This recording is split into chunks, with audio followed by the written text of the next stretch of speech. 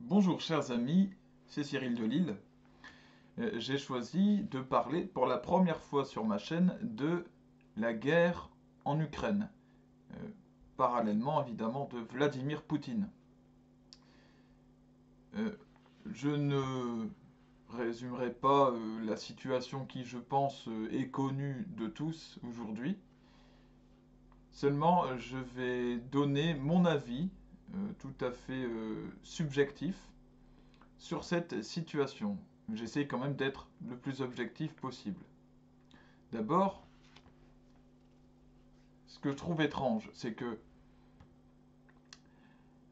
les forces internationales de l'OTAN, des pays qui appartiennent à l'OTAN, veulent entretenir un dialogue avec Vladimir Poutine, avec le Kremlin. Sauf que Vladimir Poutine est un menteur. Voilà, aujourd'hui, c'est plus une question qui mérite d'être débattue. Maintes fois, il a dit non, je n'attaque pas. Il a attaqué, il a fait l'exact contraire de ce qu'il prétendait. C'est un menteur quasi professionnel, si l'on peut dire, donc quelqu'un en qui on ne peut absolument pas se fier. Quelqu'un qui s'est fait une spécialité d'apparaître sous un certain jour pour pouvoir faire le contraire. Et accuser d'autres personnes de faire ce que lui-même fait. Voilà, un homme tout à fait vicieux qui agit comme un serpent, qui a un double visage, voire plus. Et c'est avec cet homme que l'on cherche à discuter. Nous cherchons donc à discuter, à trouver des solutions avec un menteur, avec une anguille que l'on n'arrive pas à saisir dans la main, parce qu'elle glisse tout le temps. Un homme qui assassine des gens, des milliers de gens dans des écoles et dans des hôpitaux. C'est ce qu'il fait en Ukraine. Est-ce que l'on discute avec quelqu'un qui bombarde des hôpitaux et des écoles? Eh bien, je considère que non. Le temps de la discussion est achevé. Une personne qui est prête à assassiner comme ça euh, des personnes gratuitement, des civils, pour mener à bien sa politique de domination, doit être tuée. Il faut chercher à tuer Vladimir Poutine et ne plus discuter avec lui. Lorsqu'un djihadiste se met à tirer au Bataclan sur toute la foule présente, il y a une centaine de personnes, ce n'est pas du tout le même nombre de victimes que l'on peut voir aujourd'hui en Ukraine, hein. C'est bien moindre. Pourtant, les forces de l'ordre ne se questionnent pas de savoir s'il va y avoir moyen de discuter avec ces gens, ils les tuent, tout bonnement, parce qu'ils savent que ces personnes sont lourdement armées et qu'elles sont implacables.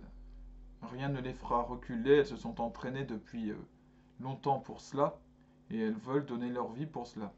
Eh bien, nous avons un dictateur, un président, qui est dans la même situation, qui est lourdement armé, 6600 têtes nucléaires dans l'armée russe. C'est l'armée la plus nucléarisée du monde, qui a le plus de bombes nucléaires. Un homme qui a préparé depuis longtemps ce qui est en train d'arriver, puisqu'il avait déjà annexé la Crimée en 2014. Nous sommes donc dans une situation qui est semblable à celle d'un djihadiste qui tuerait plein de personnes dans un Bataclan, mais à une échelle beaucoup plus importante, évidemment, puisque c'est l'échelle internationale, c'est celle d'un chef d'État qui lui-même n'est pas impliqué dans la guerre, bien sûr, mais qui envoie une armée entière. Il est du même acabit que Bachar el-Assad, le dirigeant de Syrie, son bon ami qui le soutient dès qu'il en a l'occasion. Lui qui a bombardé des hôpitaux aussi et qui a gazé son propre peuple. Là aussi, chaque fois en disant que non, ce n'était pas lui, bien sûr. En assurant que c'était l'œuvre de manipulateurs mal intentionnés, mais surtout pas lui. Ben non.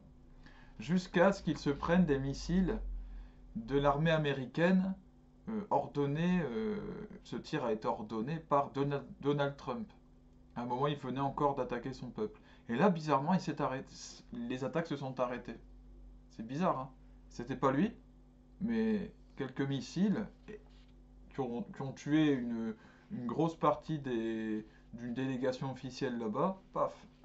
Et alors là, bah ça s'arrête. Bon, bah, le Vladimir Poutine, c'est la même chose. Comment ça se fait que ce Bachar el-Assad n'ait pas déjà été tué? Comment ça se fait que ce Vladimir Poutine, on cherche encore à discuter avec? Alors après, j'ose espérer qu'il y a des opérations qui sont lancées pour le faire assassiner. C'est une question de bon sens. Pour protéger le grand nombre, il faut mettre fin au règne de cet homme par la force.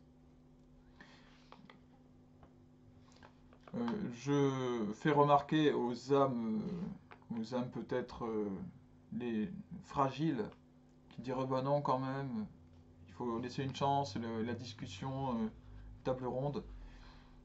L'Église elle-même, l'Église catholique, donc l'engeance la plus pacifiste qui existe, a envoyé euh, à l'époque de la Seconde Guerre mondiale, à l'époque du règne d'Adolf Hitler, a mené une opération secrète. Parce que l'Église, elle a une armée. Et elle a mené une opération pour faire tuer Adolf Hitler. Parce qu'elle a reconnu qu'il fallait mettre fin à ses jours et que c'était maintenant la seule solution pour protéger le monde.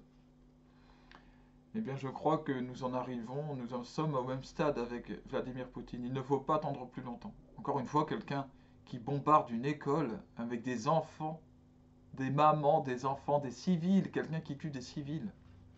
Ce n'est pas quelqu'un avec qui on peut discuter. Il a passé un stade. Il est ailleurs là. On est dans le démoniaque, on est dans la possession, on est dans le meurtrier de masse. Et Dieu est son âme.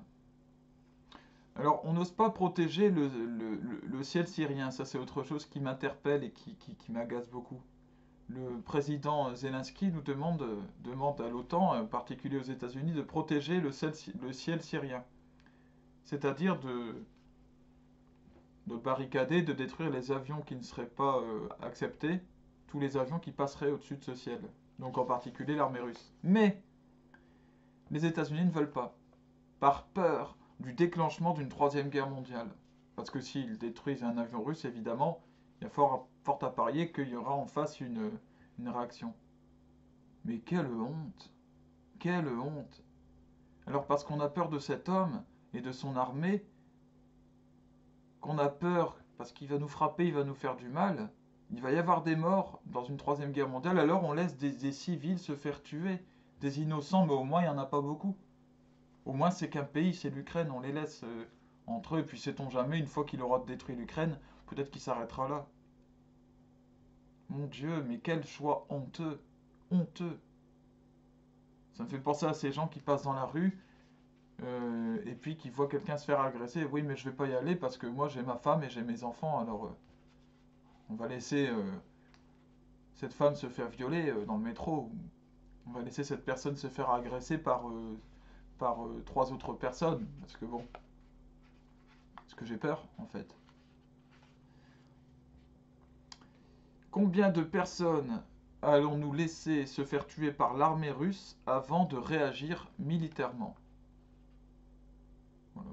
Quelle est la limite après laquelle il est raisonnable, selon les dirigeants de l'OTAN, de se dire, bon, là quand même, on ne peut plus discuter. Allons-nous attendre que cette armée arrive en Pologne, c'est-à-dire sur le territoire de l'Union européenne? Ah là, t'es chez moi, là. Là maintenant, c'est ma maison. Là, par contre, c'est pas bien. Là, j'en ai marre. Est-ce que c'est ça qui va se passer? Est-ce que nous allons attendre qu'ils arrivent éventuellement en France? Parce que c'est un vrai risque, hein. Certains se sont offusqués de la vidéo qui a été réalisée par des Ukrainiens, ce montage sur l'attaque de Paris par l'armée russe. Bon. Alors, les âmes sensibles vous n'êtes pas réaliste. Je crois que vous ne vous rendez pas compte de qui est Vladimir Poutine. Alors on me dira, toi non plus, tu crois le connaître, mais tu n'en sais rien. Eh bien, nous verrons bien, nous verrons mal, ce qu'il se passera. Voilà. En attendant, j'assiste aussi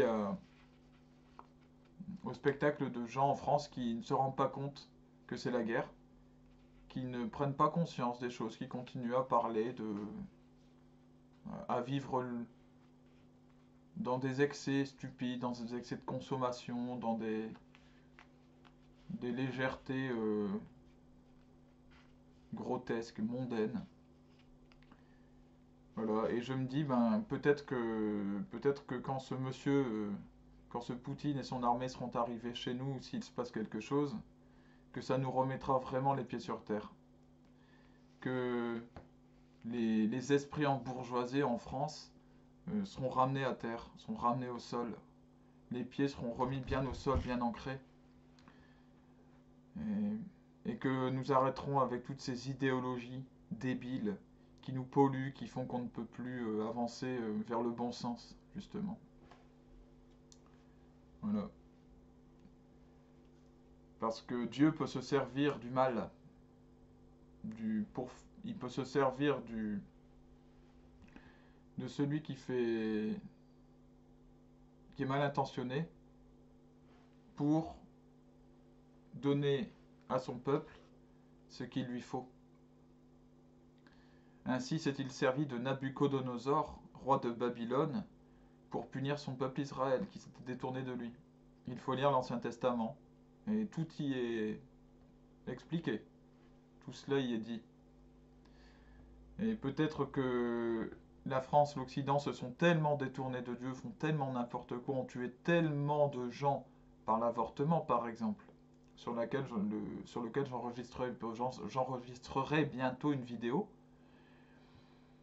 Peut-être qu'il y a eu tellement de morts, peut-être qu'il y a eu tellement de n'importe quoi, de spectacles, de vices, de débauches qui ont été montrés, que le Seigneur va laisser venir un destructeur. Les enfants de Dieu seront protégés, il faut garder confiance là-dedans et s'accrocher à lui par la prière, par une vie droite. Alors que Dieu vous bénisse, bénisse tous vos proches, les protège vos familles et vous fasse quand même prendre conscience de ce qu'il se passe. Voilà. À bientôt les amis.